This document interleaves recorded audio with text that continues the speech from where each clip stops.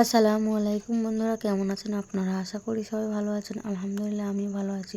আবার একটি নতুন ভিডিও নিয়ে আপনাদের সঙ্গে চলে এসেছি মিজানুর রহমান আজারির ওয়াজ। আপনারা যারা যারা মিজানুর রহমান আজারির ওয়াজ শুনতে ভালোবাসেন তারা ফুল ভিডিওটি দেখতে থাকেন, আশা করি ভালো লাগবে। السلام عليكم ورحمة الله تعالى وبركاته. إن الحمد لله نحمده ونستعينه ونستغفره ونؤمن به ونتوكل عليه ونعوذ بالله من شرور أنفسنا ومن سيئات أعمالنا. من يهده الله فلا مضل له ومن يضلل فلا هادي له فلن تجد له وليا مرشدا. ونشهد أن لا إله إلا الله وحده لا شريك له هو الذي لا ضد له ولا ند له لا مثل له ولا مثيل له لا وزير له ولا كفيل له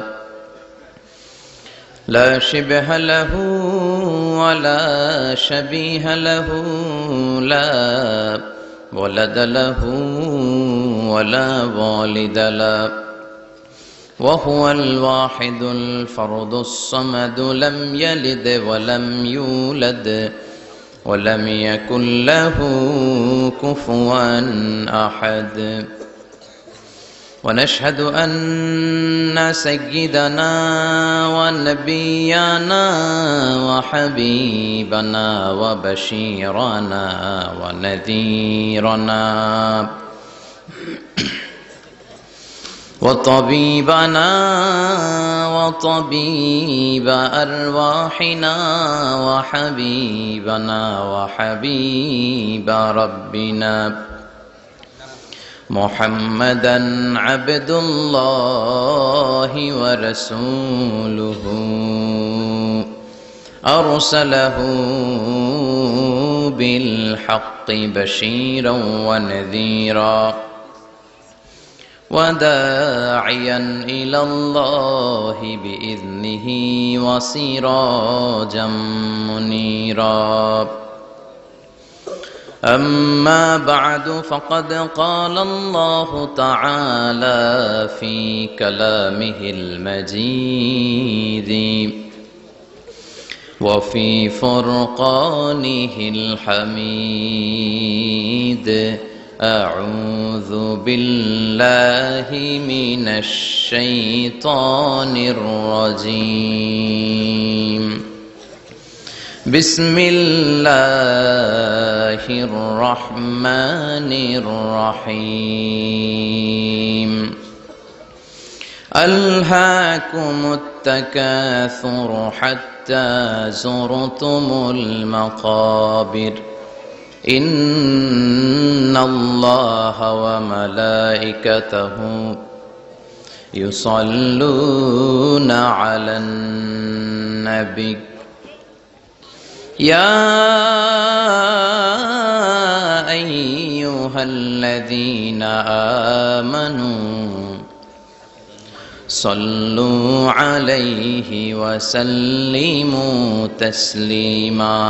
اللهم صل على محمد وعلى آل محمد كما صليت على إبراهيم وعلى آل إبراهيم إنك حميد مجيد.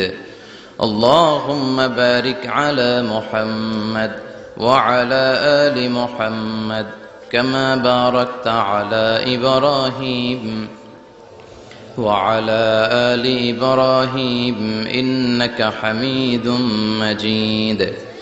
সকল প্রশংসার মালিককে আল্লাহ, সকল ক্ষমতার উৎসকে আল্লাহ, কেউ যেটা পারে না পারে কে আল্লাহ, সে আল্লাহর জন্য পড়ছি আলহামদুলিল্লাহ। সবাই পড়েন রব্বানা লাকাল হামদ حمدا كثيرا طيبا مباركا فيه ইয়া রাব্বি লাকাল হামদু কামা ইয়ানবাগি লিজালালি ওয়াজহিকা ওয়া আযীমি সুলতানিকা লাকাল হামদু বিল ঈমান লাকাল হামদু বিল ইসলাম লাকাল হামদু বিল কুরআন। আমরা প্রশংসা করলাম কার? সব জায়গায় প্রশংসা করবেন কার? খাওয়ার সময়, ঘুমানোর সময়, সব সময় প্রশংসা চলবে শুধুমাত্র একজনের। চিল্লায় বলেন তিনি কে? এজন্য বিশ্বনবী আল্লাহর কাছে দোয়া করতেন, আল্লাহুম্মা জাআলনি শাকুরা ওয়া জাআলনি সাবুরা ওয়া জাআলনি ফি আইনি সগীরা ওয়া ফি আ'য়ুনিন নাসি কাবীরা। হে আল্লাহ, আপনি আমাকে শুকরগুজার বানান, আমি যেন আপনার বেশি বেশি প্রশংসা করতে পারি, আমি যেন আপনার বেশি বেশি শুকরিয়া আদায় করতে পারি। ওয়া জাআলনি সাবুরা, আমাদেরকে ধৈর্যশীল বানান। আর নিজের চোখে আমাকে আপনি ছোট বানান, গোটা বিশ্বের মানুষের চোখে আপনি আমারে বড় বানান। পড়ে না আমিন? নিজের চোখে নিজের ছোট থাকতে হয়, ঠিক কি না? এটাই হচ্ছে ইসলামের ডিরেকশন। মান তাওয়াদা তারাফা, যে নিচে নামতে চায় আল্লাহ টেনে উপরে উঠায়। সুন্দর না সিস্টেমটা? আর যে উপরে উঠতে চায় অহংকার করে, তারে নিচে নামিয়ে দেয় কে? সাইয়েদনা আদম আলাইহিস সালাম বিনয়ী ছিলেন। ওনাকে সৃষ্টি করার পরে আল্লাহ বললেন, ইয়া আদম সাল্লিম আলা উলাইকান নাফার। আদম, এই যে ফেরেশতারা বসা, সালাম দাও। আদম বলেন, না আমি সালাম দিব কেন, আমারা দেয় না কেন? অনেক মুরব্বী আছে বলে, আমি দিব কেন, তোরা আমারে দিবি। এরকম আছে না নাই? না, সালাম সবাই সবাইকে দিবেন। স্বামী স্ত্রীকে দিবেন, স্ত্রী স্বামীকে দিবেন, বড়রা ছোটদের দিবেন, ছোটরা বড়দের দিবেন, এক ভাই আরেক ভাইকে দিবেন, বোন ভাইকে দিবেন। তাহলে ফ্যামিলির মধ্যে শান্তি দিয়ে ফ্যামিলিটাকে সমৃদ্ধ করে দিবে কে? কারণ সালাম অর্থই শান্তি। সালাম অর্থ কি? ফ্যামিলির মধ্যে আমাদের এই সালামের প্রচলন নাই। বিশ্বনবী সাল্লাল্লাহু আলাইহি ওয়াসাল্লাম স্ত্রীদেরকে আগে সালাম দিতেন, সাহাবাদেরকে আগে সালাম দিতেন। মা আয়েশা বলেন, এত বছর বিশ্বনবী সংসার করলাম, একদিনও আগে সালাম দিতে পারি নাই। সবসময় বিশ্বনবী আমাকে আগে সালাম দিয়ে দিতেন। তো সাইয়েদনা আদমকে সৃষ্টি করার পরে আল্লাহ বললেন, আদম সাল্লিম আলা উলাইকান নাফার। বুখারীর বর্ণনা, ফেরেশতাদের এই দলটাকে তুমি সালাম দাও। সাইয়েদনা আদম আলাইহিস সালাম অহংকার করেন নাই। তিনি বলেন নাই যে কেন দিব, ফেরেশতারে বলেন না আমারে দিতে, এটা বলছে না। উনি সালাম দিলেন, ফলে উনার অন্তর থেকে অহংকার মুক্ত করে দিল কে? আল্লাহ। বিশ্বনবী বলেছেন, আল বাদিউ বিসসালামি বারিউম মিনাল কিবর। আগে আগে যে সালাম দিয়ে দেয়, আল্লাহ তার অন্তর থেকে অহংকার তুলে নেয়। মান কানা ফি কলবিহি হাববাতু খারদাল মিনাল কিবর লা ইয়াদখুলুল জান্নাতা আবাদা। যার অন্তরে যাররা পরিমাণ অহংকারের ছিটে ফোঁটা থাকে, সে আল্লাহর জান্নাতে ঢুকতে পারবে না। আল্লাহর জান্নাতে ঢুকবে বিনয়ীরা। কারা? যারা বিনয়ী, মুতাওয়াদি, হাম্বল, যাদের মধ্যে হাম্বলনেস আছে, যারা বিনয়ী, তারা জান্নাতে ঢুকবে। তো সাইয়েদনা আদম আলাইহিস সালাম বিনয়ের পরিচয় দিলেন, কিন্তু শয়তানকে আল্লাহ বললেন উসজুদু। শয়তানকে বললেন, শয়তান সেজদা দাও। ফেরেশতাদেরকে যখন অর্ডার করেছে সেজদা দাও, শয়তান বলল, আল্লাহ আমি সেজদা দিব না। অহংকার করলো, সে নিজে নিজে উপরে উঠতে চাইলো। সে বলল, খলাকতানি মিন নার ওয়া খলাকতাহু মিন তিন। আপনি আমাকে বানিয়েছেন আগুন দিয়ে, আগুনের ধর্ম উপরের দিকে ওঠা। আগুন জ্বালিয়ে দিলে লেলিহান শিখা কই যায়? উপরে যায়। ওয়া খলাকতাহু মিন তিন। আর আদমকে বানিয়েছেন আপনি মাটি থেকে, তা আমি কেন সেজদা দিব? আদমই না আমারে দিবে। আল্লাহ শয়তানকে চির জাহান্নামী বানিয়ে দিল। চিল্লায় বলেন ঠিক কিনা? আর বিনয়ের কারণে আদমকে আল্লাহ বানালেন আশরাফুল মাখলুকাত। কি বানালেন? সৃষ্টির সেরা। এজন্য নূরের ফেরেশতারাও সাইয়েদনা আদমকে সেজদা দিতে বাধ্য হয়েছে। চিল্লায় বলেন ঠিক কিনা? তুমি মাটির আদমকে প্রথম সৃষ্টি করিয়া ঘোষণা করিয়া দিলে শ্রেষ্ঠ বলিয়া, তাই তো নূরের ফেরেশতা করে আদমকে সেজদা। ঠিক কিনা? তাই তো নূরের ফেরেশতা করে আদমকে সেজদা। সবার চেয়ে সম্মান দিলে মাটির আদমকে। আল্লাহু আল্লাহু তুমি জাল্লে জালালুহু, শেষ করা তো যায় না গে তোমার গুণগান। আল্লাহু আল্লাহু, সুবহানাল্লাহ পড়েন। এজন্য আমরা যেন বিনয়ী হই, আমরা যেন নিজেকে ছোট মনে করি। আপনি নিজেকে ছোট মনে করলে আল্লাহ আপনাকে বড় বানায় দিবে। আর যদি নিজেই নিজেকে বলেন আমি বড় আল্লামা, আমি সব জানি, তাহলে আল্লাহ বলবে তোর স্থান হচ্ছে সবচাইতে নিচে, ঠিক কিনা? আবু নওয়াস একজন কবি ছিলেন, উনি বলেছেন ওয়াকুল লিমান ইয়াদঈ ফিল ইলমি ফালসাফাতান হাবাসতা শাইআন ওয়া গাবাত আনকা আশিয়াউ। কেউ যদি তোমারে বলে যে আমি সব জানি, তুমি দুই আঙ্গুল দেখিয়ে বলো তুমি কিচ্ছু জানো না, তোমার শিখার অনেক বাকি। জান্নেওয়ালার উপরও জান্নেওয়ালাও আছে, ঠিক কিনা? এজন্য আমরা যেন বিনয়ী হই। বিনয়, হাম্বলনেস, আরবিতে বলে আত-তাওয়াদু, এটা খুবই জরুরি। এগুলো আমাদের মধ্যে এখন নাই। আমাদের মধ্যে ইগো প্রবলেম আছে না নাই? অহংকার, জেলাসি, অ্যারোগ্যান্স, এগুলো থেকে সম্মানিত ভাইয়ের আমাদেরকে বেরিয়ে আসতে হবে। দেখবেন সমাজে যারা খুবই হাম্বল, বিনয়ী, তাদেরকে সবাই পছন্দ করে না? আর অহংকারীদের কেউ পছন্দ করে না। সামনে সালাম দেয়, পিছনে গালি দেয়। কথা বলেন? এজন্য অহংকারী হবেন না, বিনয়ী হবেন? বিশ্বনবী বলছেন আল্লাহ আপনি আমারে বিনয়ী বানান, আপনি আমারে ধৈর্যশীল বানান, আপনি আমারে শুকর গুজার বানান। আমার চোখে আল্লাহ আপনি আমারে ছোট বানান, মানুষের চোখে আপনি আমারে বড় বানান। পড়েন আমিন।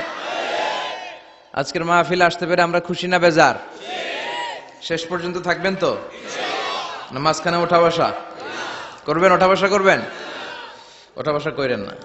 বড়ইয়া কৃষ্ণপুর আল ইসলাহ যুব সমাজের উদ্যোগে তৃতীয় বার্ষিক তাফসীরুল কোরআনের মাহফিল। এই গ্রামের নামই তো বড়ইয়া কৃষ্ণপুর না? আমি ছোটবেলায় এসেছিলাম কয়েকবার এই গ্রামে। এটা আমার কি বলে নানার শ্বশুর বাড়ি আর কি, আমার নানির বাবার বাড়ি। তো আমি ছোটবেলায় এসেছিলাম, নৌকা দিয়ে আসতাম আমরা। এখানে একটা গোখরার বিল আছে বোধহয়, কি নাম? গোরগার জলা, গোরগার বিল। তো এখানে কি গোখরা সাপ পাওয়া যেত নাকি আগে? বিলটা অনেক বড় ছিল, এখানকার মাছ এসে আমরা খেতাম। সুন্দর একটা এলাকা ছিল। তো এখনো কি আছে জলাটা? বর্ষাকালে পানি হয়? আচ্ছা, পত্রিকা তো একবার একটা রিপোর্ট হয়েছিল গোখরার জলা নিয়ে। এটা বাংলাদেশের ওয়ান অফ দ্য বিগেস্ট জলা, অনেক বড় একটা জলা, অনেক পানি হয় বর্ষাকালে।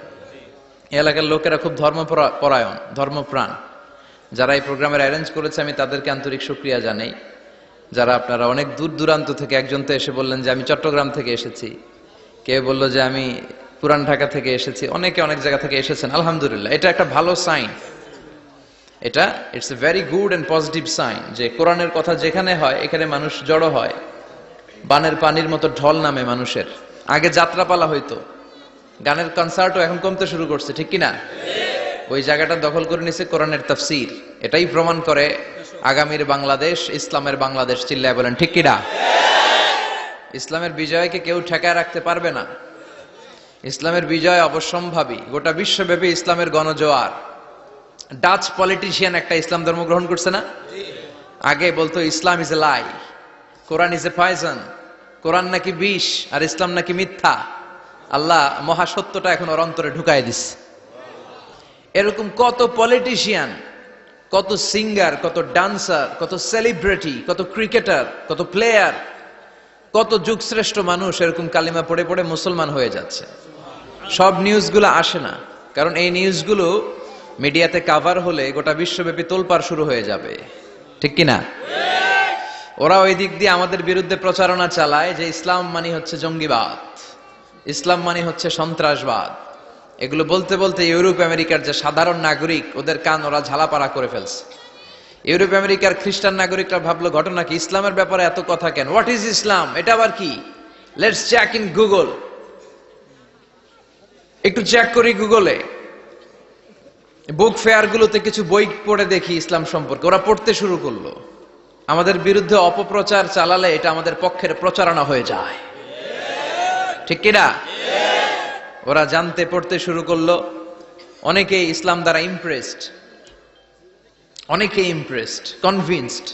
নাও they accepted Islam, they converted to Islam. তারা খ্রিস্ট ধর্ম ছেড়ে দিয়ে মুসলমান হয়ে কালিমা পড়ে নিয়েছে। এই বাণীটা একটা বিপ্লবী বাণী, লা ইলাহা মুহাম্মাদুর।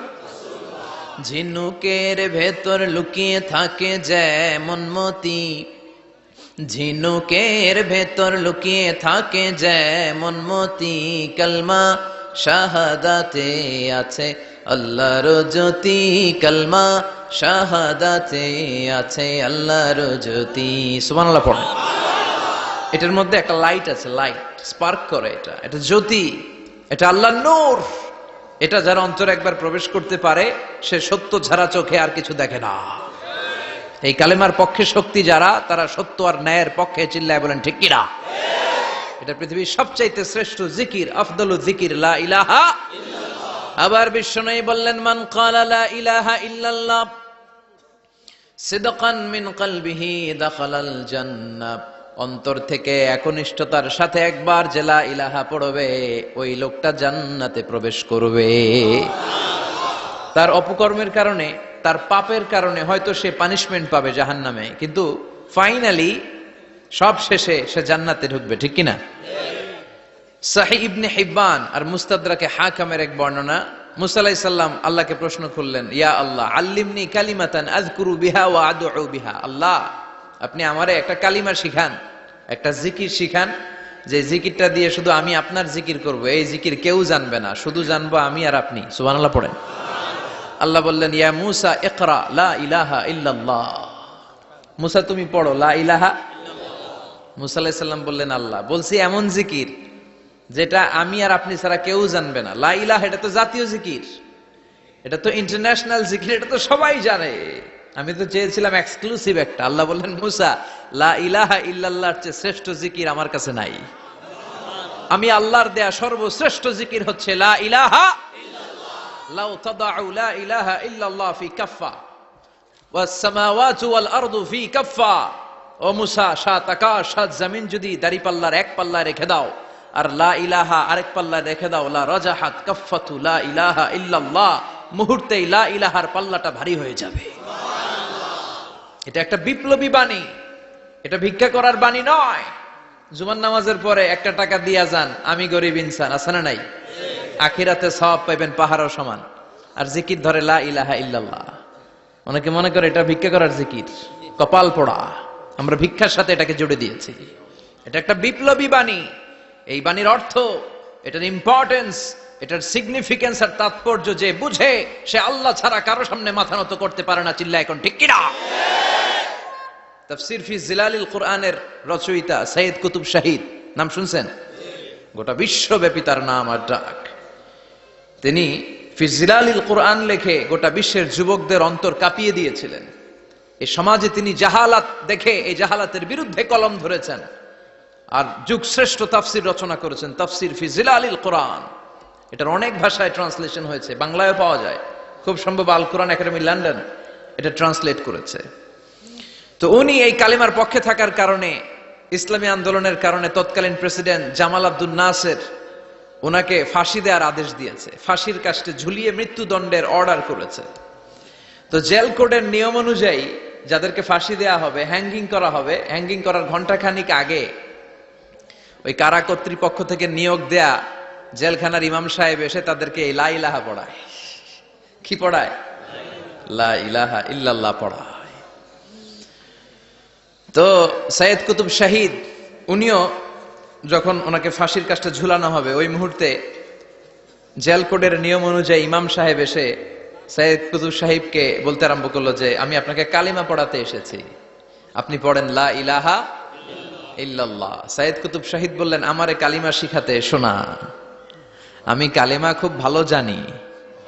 যেই কালিমা পড়ার, যে কালিমা তুমি ফাঁসির আসামিদেরকে পড়ানোর কারণে মান্থলি বেতন পাও, ওই কালিমার ব্যাখ্যা করার কারণে আমাকে ফাঁসির কাজটা ঝোলা লাগছে।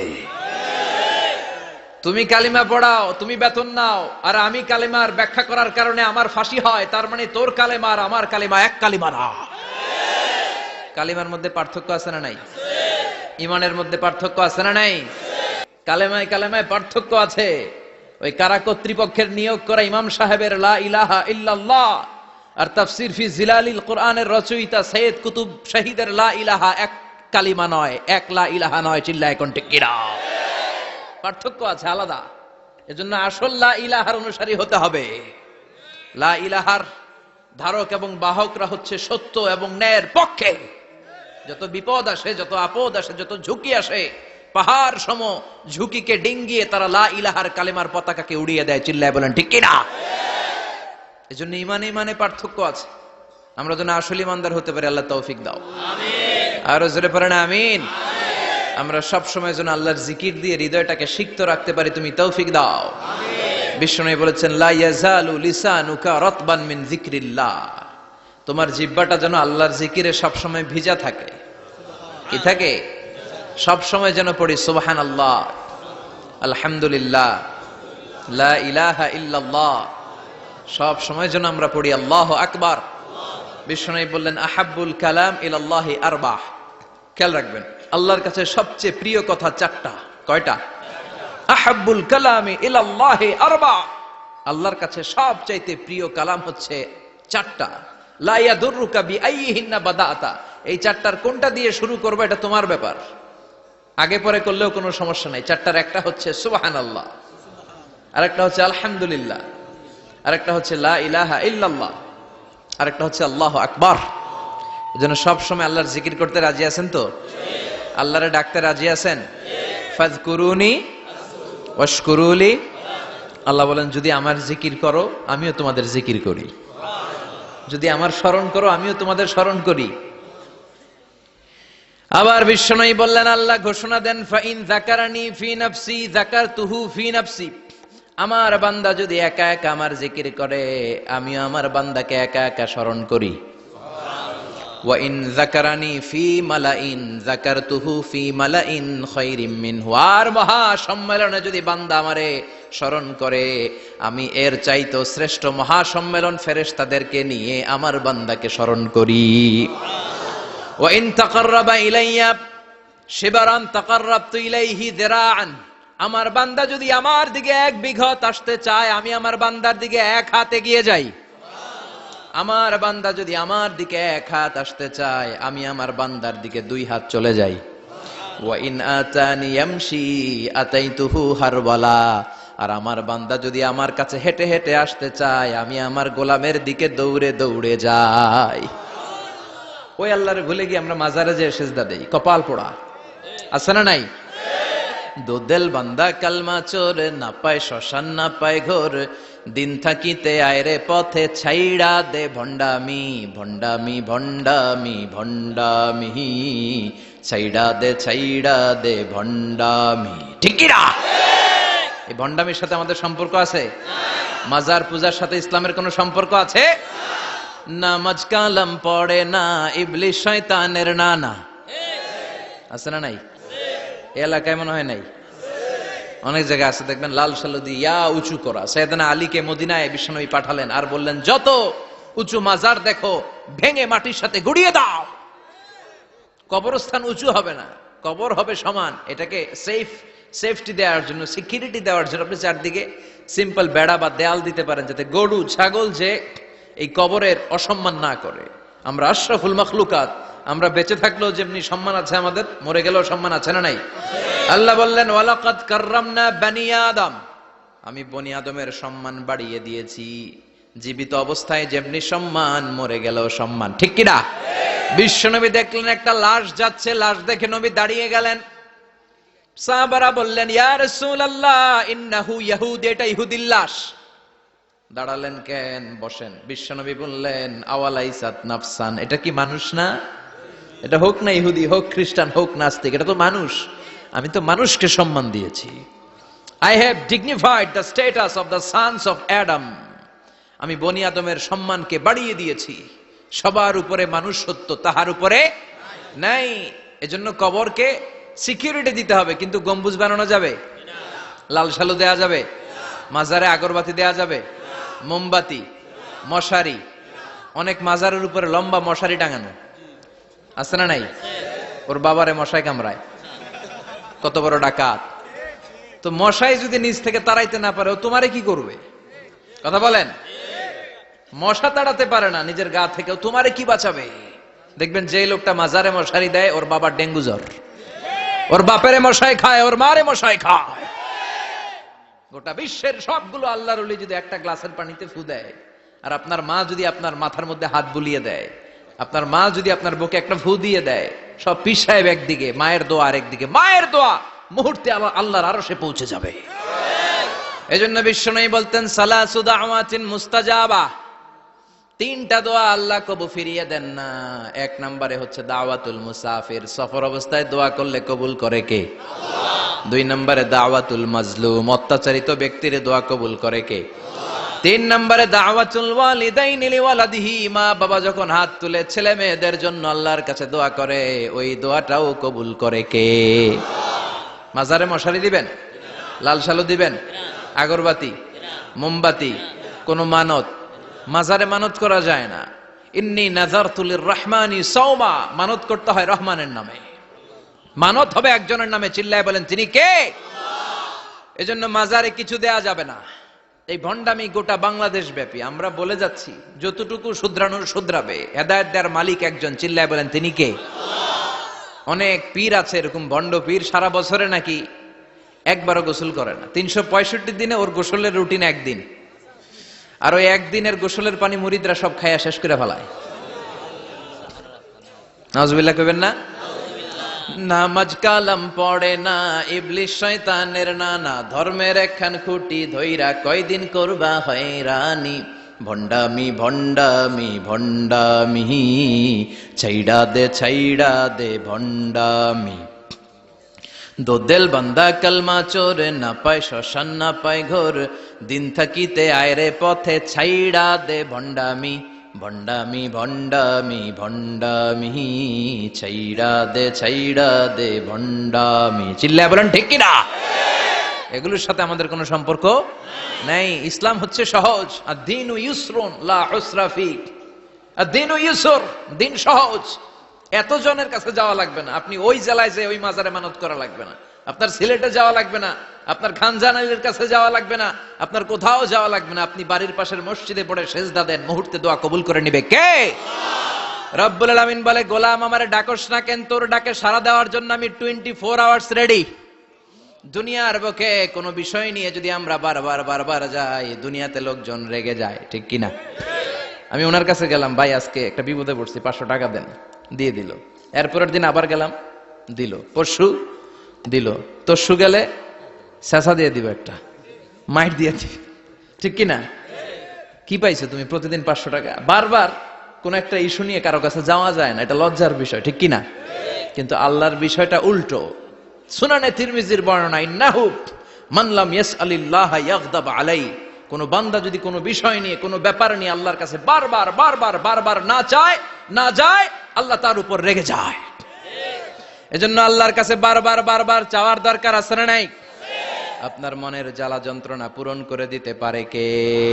এটার নাম তাওহীদ। এক আল্লাহ কেন্দ্রিক হওয়া, আল্লাহ সেন্টার্ড। আমাদের সবকিছু হবে আল্লাহ কেন্দ্রিক। বিপদে আপদে যে কোনো পরিস্থিতিতে সবার আগে কার কাছে যাব? এটার নাম তাওহীদ, এটার নাম তাওহীদেরই মুর্শিদ আমার মুহাম্মাদের নাম বলো, মুহাম্মাদের নাম। আল্লাহর নাম জপলে বুঝতে পারি, আল্লাহরই কালাম বলো, মুহাম্মাদের নাম। ওই নামেরই রশি ধরে যায় আল্লাহর পথে, ওই নামেরই ভেলায় চড়ে ভাসি নূরের স্রোতে, ওই নামের বাতি জেলে দেখি আরশের মুকাম বলো, মুহাম্মাদের নাম। সবাই পড়েন, তাওহীদেরই মুর্শিদ আমার মুহাম্মাদের নাম বলো, মুহাম্মাদের নাম। আল্লাহর নাম জপলে বুঝতে পারি, আল্লাহরই কালাম বলো, মুহাম্মাদের নাম। চিল্লায় পড়েন আমিন। সব সময় বিপদে আপদে কার কাছে যাবেন? আপনার বিপদ দূর করতে পারে কে? আপনারে অসুস্থ থেকে সুস্থ বানায় দিতে পারে কে? মনের জ্বালা যন্ত্রণা মিটাতে পারে কে? আল্লাহ ছাড়া কেউ পারবে? কোন মুফাসসিরে কোরআন আপনারে বাঁচাতে পারবে? কোন আল্লাহর ওলি বাঁচাতে পারবে? এমনকি আল্লাহর কোন পয়গাম্বার, কোন নবী আপনার কিচ্ছু করতে পারে? করতে পারে একজন, তিনি কে? আমরা যেন সব সময় সে আল্লাহর জিকির করি। আল্লাহ তুমি তৌফিক দাও। আরো জোরে পড়েন আমিন। বড়ইয়া কৃষ্ণপুর আল ইসলাহ যুব সমাজের উদ্যোগে আজকের প্রোগ্রাম। আজকের প্রোগ্রামের প্রধান অতিথি জনাব মোহাম্মদ ইমাম হোসেন সরকার, চেয়ারম্যান ১ নং সুহিলপুর ইউনিয়ন আসছিলেন, তাই না? সালাম দিয়ে গেছে। ওয়ালাইকুম আসসালাম। আলাইকা ওয়া আলাইহিস সালাম। আমার আগে কথা বলেছেন আল্লামা শাইখুল ইসলাম শাইখ, চমৎকার কথা বলেছেন। আমি শুনছিলাম যে সৈয়দনা ইব্রাহিম আলাইহিস সালাম অনেক ইন্টেলেক্ট খাটিয়ে, এটাকে বলে রেশনাল অ্যানালজি খাটিয়ে উনি finally he got his Lord, তিনি আল্লাহকে পেয়েছেন, তাই না? এই ওয়াজ করছে না? তিনি চাঁদ দেখে ভাবলেন এত সুন্দর চাঁদ, এটাই মনে হয় আমার রব, হাযা রব্বি। এটার তাফসীর হচ্ছে হাযা রব্বি, কি রে এটা কি আমার রব? চাঁদ চলে গেল, তারা আসলো, ভাবলেন তারা তো আরো সুন্দর, মনে হয় এটাই আমার রব। তারাও নাই, দ্বিপ্রহরের জলজলে সূর্য দেখে তিনি নিশ্চিত এটা মনে হয় আমার রব হবেই। কিন্তু বিকেল বেলা সূর্যও নাই। মনে মনে ভাবলেন আমার রব তো আমার ছেড়ে পালাতে পারে না, সব সময় আমার রব আমার সাথে আছে না নাই? তখন তিনি বললেন ওয়াজ্জাহাতু ওয়াজহিয়া লিল্লাযী ফাতারাস সামাওয়াতি ওয়াল আরদা হানিফান ওয়া মা আনা মিনাল মুশরিকিন। এমন দিকে আমি মুখ ফিরালাম, আমি চাঁদের দিকে মুখ ফিরাই না, আমি তারার দিকে মুখ ফিরাই না, আমি দ্বিপ্রহরের জলজলে সূর্যের দিকেও মুখ ফিরাই না, আমি এমন রবের দিকে মুখ ফিরাই যিনি সব সময় থাকেন, সব কিছু দেখেন, তিনি সব করতে সক্ষম। চিল্লায় বলেন ঠিক কিনা? ওমা আনা মিনাল মুশরিকিন। তিনি অ্যানাউন্স করে দিলেন আমি মুশরিক নই, আমি তাওহীদের ধারক এবং বাহক। আমরা যেন তাওহীদের পক্ষে থাকতে পারি, শিরকের বিপক্ষে থাকতে পারি। আল্লাহ তৌফিক দাও। আরো জোরে পড়েন আমিন। আরো অনেক গণ্যমান্য লোকজন এসেছেন। সৌজন্য ছিল মাতৃভূমি হজ কাফেলা। অনেক গণ্যমান্য লোকজন এসেছেন, আমার বাবার বয়সী, আমার নানার বয়সী, যেহেতু আমার নানার শ্বশুর বাড়ি, কোনো না কোনো ভাবে সবাই আত্মীয়, ঠিক কিনা? আল্লাহ সবাইকে কবুল করুক। আসেন আমরা আল্লাহর নামে 3টা তাকবীর পড়ে আমাদের জড়তা, ভীরুতা, লাজুকতা, কাপুরুষতাকে ঝেড়ে ফেলে দিয়ে আমরা ইমানের তেজদীপ্ত বয়ান শুরু করে দেই। আমরা আল্লাহর নামের 3টা তাকবীর পড়ব। প্রথম তাকবীর পড়ব যারা বিবাহিত আছি তারা, দ্বিতীয় পর্যায়ে পড়ব অবিবাহিতরা, তৃতীয় পর্যায়ে সবাই মিলে। রাজি আছেন তো? বিবাহিত কারা কারা আসছেন হাত দেখান আমারে। মাশাআল্লাহ, আসছে অনেক, হাত নামান। অবিবাহিত কারা কারা আসছে দেখি। যারা চালাক আছে 2 হাত করে তুলতেছে, 2 হাত করে তুলছে এরা, 1 হাত করে তুলো। মা এর সব অবিবাহিত, এই দুষ্টগুলা সব একসাথে থাকে। আল্লাহ এদেরকে ইসলামের জন্য তুমি কবুল করো। আমিও যুবকদের ভালোবাসি বেশি, যুবকরাও আমারে ভালোবাসে বেশি। আল্লাহ এই ভালোবাসাগুলো যেন কোরআনের জন্য হয়, ইসলামের জন্য হয়। আল্লাহ এই যুবকদেরকে সাইয়েদনা হামজার মতো কবুল করো, ওমরে ফারুকের মতো ইসলামের সৈনিক হিসেবে কবুল করে নাও। হাত নামান। তো আমি লিল্লাহে তাকবীর বললে বিবাহিতরা প্রথমে পড়বেন আল্লাহু আকবার, দ্বিতীয় পর্যায়ে আমি লিল্লাহে তাকবীর পড়লে অবিবাহিতরা পড়বেন আল্লাহু আকবার। দেখি আমার নানার শ্বশুরবাড়ির এলাকার লোকদের কাদের গলায় জোর বেশি, বিবাহিতদের না অবিবাহিতদের?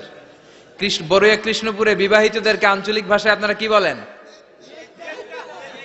বিয়াইতা। একই, অনেক জায়গায় বলে বিয়াতা। তারপর নোয়াখালীতে না কোন জায়গায় শুনলাম বিতি, বিতি আর আবিতি। এখানে বিয়াইতা আর আবিয়াইতা। তো শুরুতে বিবাহিতরা তাকবীর পড়বেন। শুরুতে বিবাহিতরা রেডি হয়ে যান। আপনারা রেডি? আপনারা প্রথমে তাকবীর পড়েন, লিল্লাহে তাকবীর। মাশাআল্লাহ। এবার অবিবাহিতদের পালা।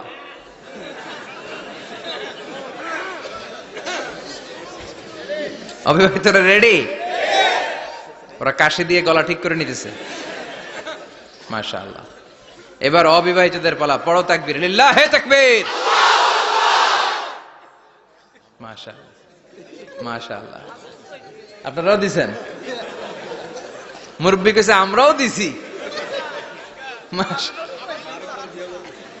ঠিক আছে, এবার সবাই মিলে 3টা তাকবীর পড়ে, লিল্লাহে তাকবীর, লিল্লাহে তাকবীর, লিল্লাহে তাকবীর। আল্লাহ আমাদের স্লোগানগুলো কবুল করো। তোমার এই নামের তাকবীর যেন আমরা সব সময় দিতে পারি। এই তাকবীর কিন্তু আল্লাহর কাছে খুব পছন্দনীয়। আমি একটু আগে বলছিলাম না যে আহাব্বুল কালামি ইলাল্লাহি আরবা, আল্লাহর কাছে সবচেয়ে প্রিয় বাক্য 4টা, এর মধ্যে একটা হচ্ছে আল্লাহু আকবার। 4টার একটা কি? সব সময় এই তাকবীরের সাথে থাকবেন তো? যারা এই তাকবীর পড়ে তাদের সাথে থাকবেন সবাই। আল্লাহ তৌফিক দাও। আমি আমার খুতবার শুরুতে সূরাতুত তাকাসুরের প্রথম 2 আয়াত তেলাওয়াত করেছি। এই সূরার মধ্য দিয়ে আল্লাহ তাআলা কি মেসেজ আসলে আমাদেরকে দিতে চাইলেন আমি আপনাদের সাথে অল্প কিছু সময় শেয়ার করব ইনশাআল্লাহ। পড়েন। এই সূরার মূল মেসেজ হচ্ছে আমরা এই পৃথিবীতে থাকতে আসি নাই, চলে যাব আমরা। কেউ আমরা থাকতে পারবো? We have to go back to you Lord. We have to go back to our Lord. আমাদেরকে আমাদের রবের কাছে ফিরে যেতে হবে। নাকি আজীবন থাকবেন? কথা বলেন। চলে যেতে হবে। কখন যে কে চলে যায় তার কোনো ঠিক নাই। হ্যাঁ, কেউ জানি না, কিন্তু এতটুকু জানি যে চলে যাব।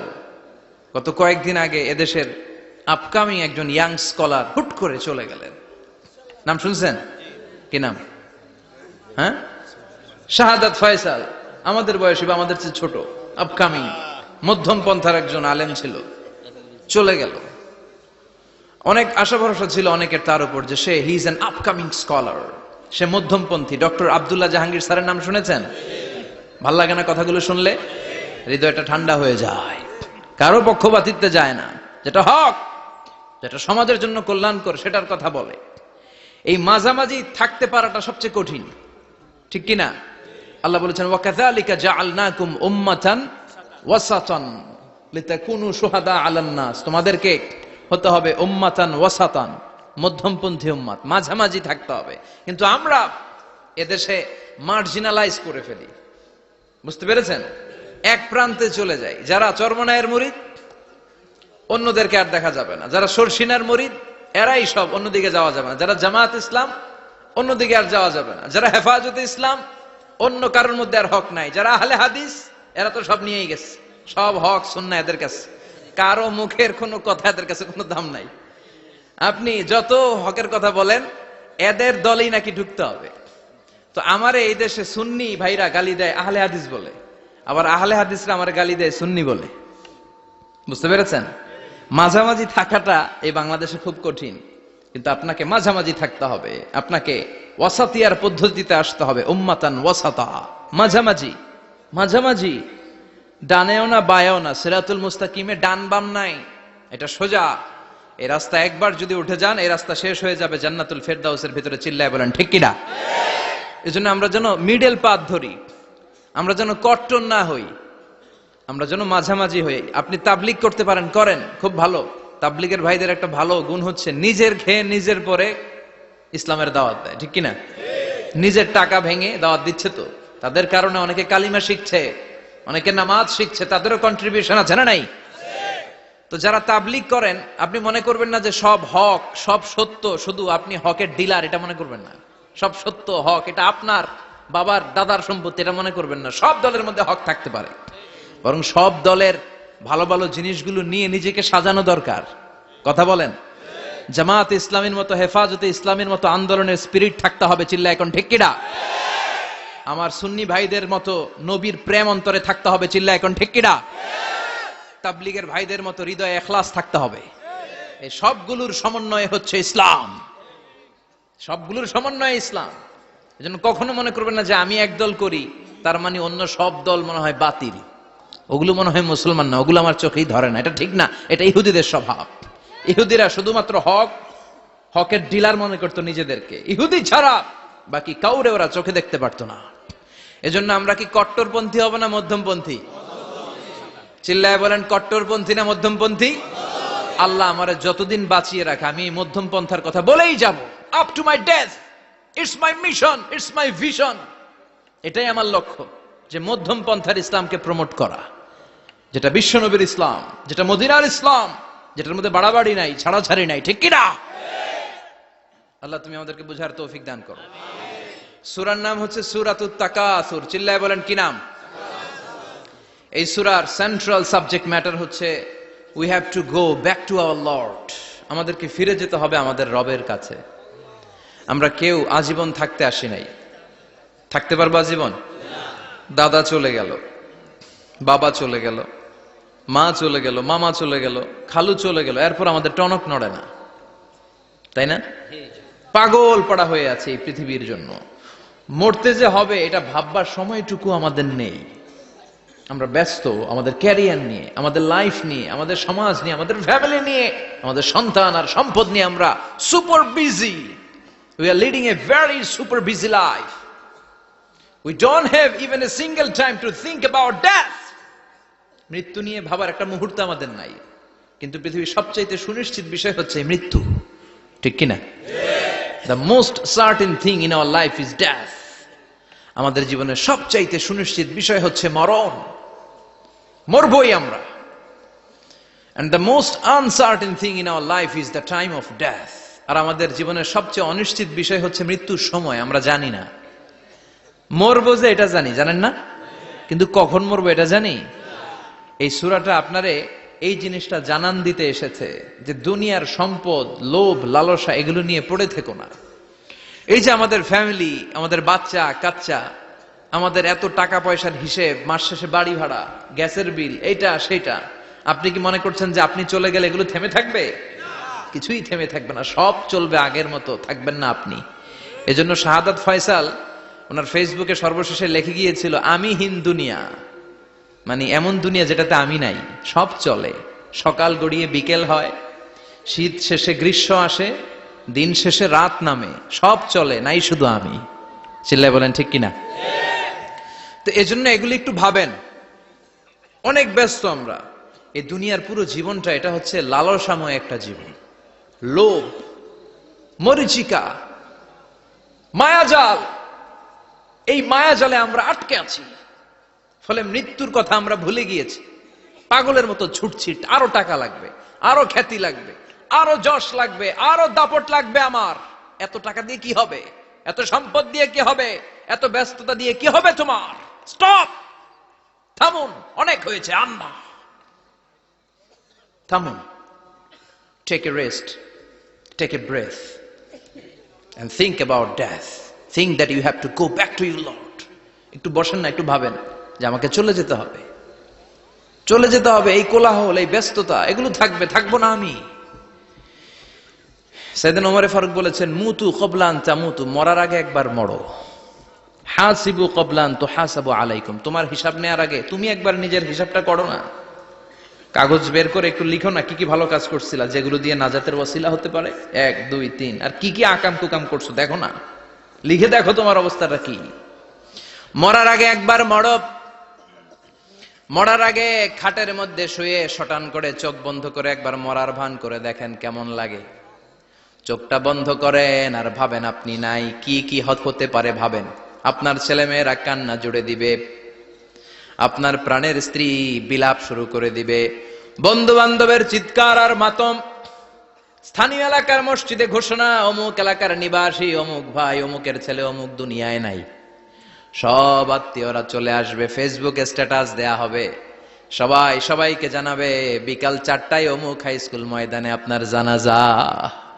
ছুটে আসবে, সবাই ছুটে আসবে আপনাকে শেষ বিদায় দিতে, গুড বাই জানানোর জন্য, আল ওয়াদা, বিদায় জানাতে আসবে সবাই। 4 তাকবীর দিয়ে আপনার জানাজা হবে, অশ্রুসিক্ত জানাজায় আপনার বিদায় হবে। কাঠের খাটিয়ার মধ্যে করে কাঁধে তুলে আপনারে কবরে নেওয়া হবে, আগে থেকে খুঁড়ে রাখা কবরটার মধ্যে আপনারে বিছিয়ে দেয়া হবে, বাঁশের কচি দিয়ে তার উপরে মাটির চাপা দিয়ে সব চলে যাবে। ভাবেন না একবার চোখ বন্ধ করে, this is the circle of life, this is the nature of life. এটা সবার হবে, আমার হবে, আপনার হবে। এত মায়া, এত ভালোবাসা কই যাবে? কেউ থাকবে না, সবাই আপনার অন্ধকার কবরে রেখে দিয়ে চলে আসবে। উপরে বাঁশের কঞ্চি, তার উপরে মাটির চাপা, অন্ধকার আর অন্ধকার। এই অন্ধকার যেন শেষ হতে চায় না, শুধুই অন্ধকার, ঠিক কিনা? এজন্য আমাদের চলে যেতে হবে। দাদা গেল, চাচা গেল, মামা গেল, আমাদেরকেও যেতে হবে, জোরে কোন ঠিক কিনা? একদিন মাটির ভেতরে হবে ঘরে মন আমার, কেন বান্ধ দালান ঘর, প্রাণ পাখি উড়ে যাবে পিঞ্জর ছেড়ে।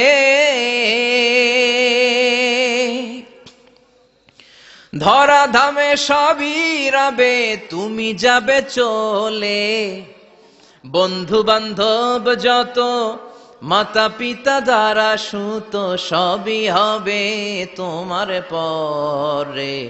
মন আমার কেন বাঁধো দালান ঘর, একদিন মাটির ভেতরে হবে ঘর রে, মন আমার কেন বাঁধো দালান ঘর। ঠিক কিনা? সব পরে থাকবে, চলে যেতে হবে আমাদেরকে। এজন্য আখিরাতের কথা যেন আমাদের স্মরণ হয়। বিশ্বনবী বলতেন, নাহাইতুকুমান জিয়ারাতিল কবুর, আমি তোমাদেরকে কবর জিয়ারত করতে আগে নিষেধ করতাম, কিন্তু এখন নিষেধাজ্ঞা প্রত্যাহার করে নিলাম। এখন সব সময় তোমরা কবরের সামনে যাবা আর জিয়ারত করবা। কবরস্থানে জানতো বড়ুয়া কৃষ্ণপুরের এই গ্রামের কবরস্থান আছে কোন দিকে? পূর্ব দিকে আছে, গোখরার জলের ওদিকে। যান আপনারা, একটু যাবেন, একটু গেলে আখিরাতের কথাটা স্মরণ হবে। ওখানে ছোট শিশুরা শুয়ে আছে, কিশোর যুবকরা আছে, আপনার মতো তাগড়া যুবক মুরব্বীরা আছে। এরা এই এলাকায় থাকতো, এরা আকাশ থেকে নেমে আসে না, এই এলাকার সন্তান আজ নাই। একটা সার্টেন পিরিয়ড শেষে আপনিও থাকবেন না। This is the nature of life, this is the circle of life. ছোট্ট শিশু হয়ে এসেছিলেন, শৈশব, কৈশোর, যৌবন, প্রৌঢ়ত্ব। আগে ছিলেন সিঙ্গেল, বিয়ে করে হয়ে গেলেন ডবল। এরপরে আল্লাহ আপনাকে একটা মেয়ে দিল, এরপরে মেয়েকে বিয়ে দিয়ে শ্বশুর হলেন, এরপরে ওই মেয়ের ঘরে সন্তান হতে নানা হলেন। আর কতদিন? অনেক দিন হলো তো, অনেক লম্বা সময় পেয়েছেন আপনি। Think about death. এবার যাওয়ার কথা ভাবেন, আখিরাতের সামানের কথা ভাবেন, ফিরে যেতে হবে। কি শক্তিশালী যুবক, বার্ধক্য চলে আসলে লাঠি ছাড়া চলতে পারে না। কুচকুচে কালো দাড়ি সাদা হয়ে যায়, দাড়ির শুভ্রতা, বয়সের ভার, রং ধরা যৌবন জং ধরে শেষ। ঠিক কিনা? This is the circle of life. যুবক ভাইয়েরা, এটাই জীবন, চলে যেতে হবে, কেউ থাকতে পারবে না। ঠিক কিনা? এটা রিমাইন্ডার আল্লাহ এই সূরার ভেতরে দিয়েছেন যে তোমাদেরকে ফিরে যেতে হবে। এই লোভ লালসা ছেড়ে দাও। রব্বুল আলামিন বলেন, আলহাকুমুত তাকাসুর হাত্তা যুরতুমুল মাকাবির। ও গোলাম, দুনিয়ার সম্পদ, লোভ লালসা তোদেরকে পাগল বানিয়ে দিয়েছে। এই লোভ পাগলামি কোনোদিন তোদের থামবে না যতদিন না তোরা কবরে ঢুকবি। ঠিক কিনা? কার কথা? আল্লাহ বললেন, দুনিয়ার সম্পদ আর লোভ আর মোহে তোমরা গাফেল হয়ে গিয়েছো। আখিরাতের কথা বেমালুম তোমরা ভুলে গিয়েছো। কিন্তু আখিরাতে তোমাদের যেতেই হবে, কবরের বাড়িতে তোমাদের ঢুকতেই হবে। ঠিক কিনা? যেতেই হবে। আমরা ভুলে যাই। আলহাকুমুত তাকাসুর, অতিরিক্ত পাওয়ার লোভ, বেশি বেশি খাওয়ার লোভ, বেশি বেশি জমানোর লোভ মানুষকে গাফেল বানিয়ে দিয়েছে। এটা মানুষের স্বভাব। আরো চাই, আরো চাই, এই স্বভাবটা আছে না নাই? দেখবেন ছোট বাচ্চারা মসজিদের দোয়া অনুষ্ঠান শেষে জিলাপি দেয় না? বড়ুয়া কৃষ্ণপুর কি দেয়? আগে বাতাসা দিত না, এখন কি দেয়? জিলাপি দেয়, মিষ্টি দেয়। তো মসজিদের 2-3 গেট থেকে যদি দেয়, ছোট বাচ্চারা দেখবেন এদিক দিয়ে কয়েকটা নেয়, নিয়ে আবার ওই গেটে লাইন ধরে। ওর হাত হলো ছোট হাত, ওর হাত ভর্তি জিলাপি, আর নেওয়ার জায়গা নেই, এরপর আরেক জায়গায় লাইন ধরছে। আরো লাগবে, আরো লাগবে, এই আরো আরো আরো চাই, এই স্বভাবটাই মানুষকে কুড়ে কুড়ে শেষ করে দিয়েছে। এত লাগবে কেন তোমার? চাহিদার কোনো শেষ নাই। Unlimited demand of human being. যার আছে বেশি তার চাই বেশি। যার সাইকেল আছে তার হুন্ডা চাই, হুন্ডা আছে তো প্রাইভেট কার চাই, প্রাইভেট কার আছে তো প্লেন চাই, প্লেন আছে তো হেলিকপ্টার চাই, হেলিকপ্টার আছে তো ওইটা চাই, ওইটা আছে তো সেটা চাই। ঠিক কিনা? এলাকার মেম্বার যে হয়েছে চেয়ারম্যান হতে চায়, আছে না নাই? চেয়ারম্যান সাহেব এমপি হতে চায়, আছে না নাই? এমপি সাহেব মন্ত্রী হতে চায়, আছে না নাই? মন্ত্রী সাহেব প্রধানমন্ত্রী হতে চায়, আছে না নাই? কিন্তু এই দেশে সুযোগ নাই। কথা কন। এই দেশে প্রধানমন্ত্রী সিলেক্টেড। 2-3 জনের বাইরে কেউ প্রধানমন্ত্রী হইতে পারবি না। ঠিক কিনা? আমার এই জীবনে তো আমি 2-3 জনেরই দেখলাম। বেগম খালেদা জিয়া, মাননীয় প্রধানমন্ত্রী শেখ হাসিনার ছোট্টবেলা দেখেছি এরশাদকে, আমরা তখন ছোট। তো মানুষের চাহিদার কোনো শেষ নাই, যার আছে বেশি তার চাই বেশি। এজন্য বিষ্ণু বলেছেন, উনজুরু ইলা মান হুয়া আসফালা মিন, তোমার চেয়ে যে খারাপ আছে ওর দিকে তাকাও। ওয়ালা তানজুর মান হুয়া আ'লা মিন, তোমার চেয়ে যে ভালো আছে ওর দিকে তাকায়ও না, তোমার চেয়ে যে খারাপ অবস্থানে আছে ওর দিকে তাকাও। অনেকে নিজের অবস্থান নিয়ে সুখী না, এরকম আছে না নাই? আল্লাহ আমার এটা দিল না রে, ওইটা দিল না রে, পাইলাম না রে, কিচ্ছু হয় না, কি করব জীবনে, হতাশ। আসলে আছে কিন্তু অনেক, কিন্তু শুকরিয়া নাই, ডাকাত। ঠিক কিনা? নিজের অবস্থান নিয়ে সুখী না, কিন্তু অনেক লোক আছে তারা আপনার অবস্থানে পৌঁছতে চায়। তাদের দিকে তাকিয়ে দেখেন, আপনি যে অবস্থানে আছেন এই অবস্থানে পৌঁছাটা অনেকের কাছে স্বপ্ন। তারা প্রতিনিয়ত সংগ্রাম আর স্ট্রাগল করে যাচ্ছে আপনার অবস্থানে পৌঁছতে, আর আপনি এটা নিয়ে সন্তুষ্ট না। শেখ সাদির নাম শুনেছেন? বালাগাল উলা কাশাফাত দুজা, এই কবিতাটার রচয়িতা ইরানের বিখ্যাত এক কবি। উনি একবার আর্থিক সমস্যার মধ্যে দিয়ে সময় কাটাচ্ছেন, টাকা নাই, পয়সা নাই, পায়ে দেওয়ার মতো জুতা নাই। উনি খুব দুঃখ পেলেন, হায় রে, আমি ইরানের এত বড় কবি, আমার পায়ে দেওয়ার মতো জুতা নাই। দুঃখ ভরা মন নিয়ে রাস্তায় হাঁটতে বেরোলেন। হাঁটতে হাঁটতে হঠাৎ দেখলেন একটা লোক শুয়ে শুয়ে কাঁদছে, ওই লোকটার দুইটা পাই নাই, পাই নাই। উনি সেজদায় পড়ে গেলেন, আল্লাহর কাছে ক্ষমা চাইলেন, আল্লাহ অনেক দিয়েছ, শুকর আলহামদুলিল্লাহ। এজন্য যেই পরিস্থিতিতেই থাকি না কেন আমরা কি পড়বো? জোরে বলেন, কি পড়বো? এজন্য আল কানাতু মিনাল ইসলাম, অল্পে তুষ্ট থাকার নাম হলো ইসলাম। সম্পদ লাগবে কিন্তু সম্পদের পাহাড় লাগবে না, ঠিক কি না? অল্প খান, অল্প পড়েন, অল্প জামান, অল্পের ভেতরে বরকত ঢুকায়া দিছে কে? দেখবেন যাদের সম্পদ অল্প তারা সুখী বেশি। জরিপে এটা দেখা গিয়েছে, অনেক সার্ভেতে এটা এসেছে, যারা সম্পদশালী এরা দুঃখী বেশি, এদের দুঃখ বেশি, টেনশন বেশি। খুব স্বাভাবিক, টাকা যার বেশি রোগ তার বেশি, টাকা যার বেশি টেনশন তার বেশি, টাকা যার বেশি ঘরে শান্তি তার কম। আছে না নাই?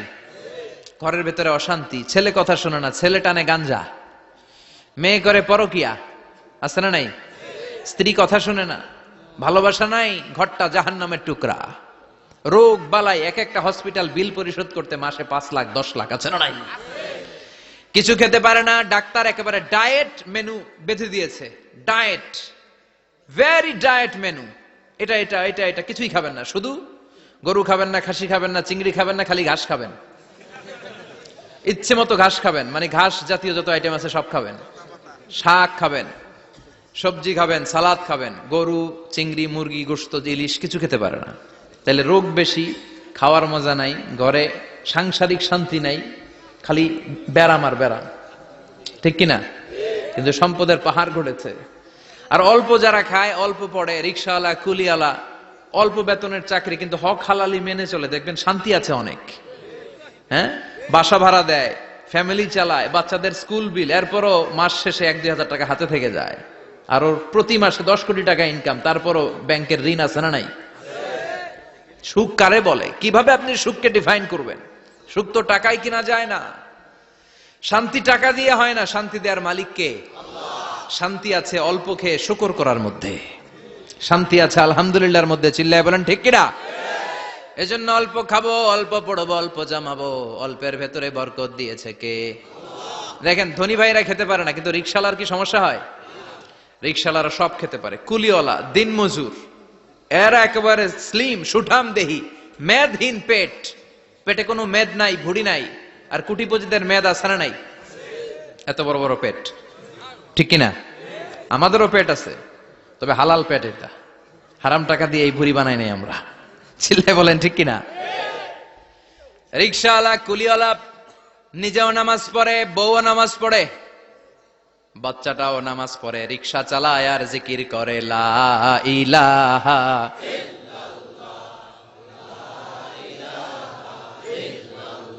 লা ইলাহা ইল্লাল্লাহু মুহাম্মাদুর রাসূলুল্লাহ সাল্লাল্লাহু। সুখ আর শান্তি, তাদের ঘরে সুখ। ধনী কোটিপতি, ভিআইপি, সিআইপিস, এদের রাতে ঘুম নাই। 1 ঘন্টা ঘুমানোর জন্য 4টা ট্যাবলেট খাওয়া লাগে, এরকম আছে না নাই? কিন্তু ঘুমের জন্য যে ট্যাবলেট খাওয়া লাগে রিকশাওয়ালা এটা জানেই না। ওর যেখানে রাইত ওইখানেই, ওর মাথা বিছনায় লাগতে দেরি, ওর ঘুম আসতে দেরি হয়। ওর ঘুমে নাকের ডাকের আওয়াজে ট্রাকের ইঞ্জিনও ফেল। সুবহানাল্লাহ পড়েন। এজন্য অনেক বেশি সম্পদের পাহাড় করা লাগবে, এই চিন্তা যেন আমাদের মাথায় না আসে। চিল্লায় বলেন ঠিক কিনা? এজন্য রব্বুল আলামিন বলেন আল্হাকুমুত তাকাসুর হাত্তা যুরতুমুল মাকাবির। বেশি বেশি সম্পদ উপার্জনের আকাঙ্ক্ষা তোমাদেরকে আখিরাত থেকে গাফেল বানিয়েছে। এই গাফলতি কশিন কালেও তোমাদের কমবে না যতক্ষণ না তোমরা কবরে ঢুকবা। হাত্তা যুরতুমুল মাকাবির, মাকবারাতুনের প্লুরাল মাকাবির, যতক্ষণ না কবরে না ঢুকবা কবরস্থান তোমার আবাসস্থল না হবে, ততক্ষণ পর্যন্ত এই চাই চাই মানসিকতা কমবে। মানুষের স্বভাব হলো আরো চাই, আরো চাই, আরো চাই করে ফকিরেরা কারা? আল্লাহ গালি দিয়ে বললেন, তোরা সব ফকিরনি।